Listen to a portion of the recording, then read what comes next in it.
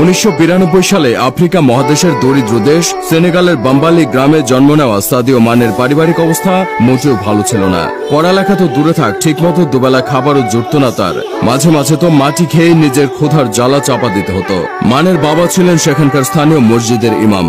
সেই সুবাদে ছেলেকেও তিনি তার মতো ইমাম বানাতে চেয়েছিলেন। তবে তিনি হয়তো জানতেন না যে সৃষ্টিকর্তা তার ছেলের কপালে অন্য কিছুই লিখে রেখেছেন।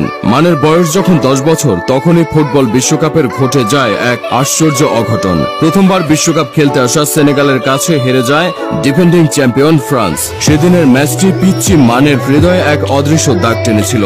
এরপর থেকে তার ধ্যান জ্ঞানের পুরোটা অংশই দখল করে নেয় ফুটবল। ফুটবলের প্রতি ছেলের ভালোবাসা উপলব্ধি করে মানের বাবা তাকে সেনেগালের রাজধানী ডাকারে পাঠিয়ে দেন তার চাচার বাসায়। সেখানে তাকে ভর্তি করানো হয় জেনারেশন ফুট নামে একটি স্থানীয় ফুটবল ক্লাবে।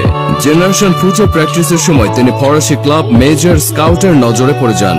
এরপর মাত্র 15 বছর বয়সে পেশাদার ফুটবল ক্যারিয়ার শুরু করেন সেনেগালের এই স্ট্রাইকার।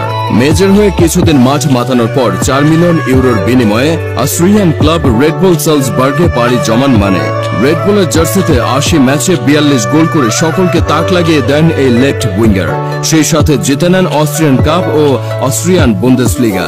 সেই সুবাদে তাকে 4 বছরের চুক্তিতে নিজেদের দলে ভেড়ায় ইংলিশ প্রিমিয়ার লিগের ক্লাব সাউদাম্পটন।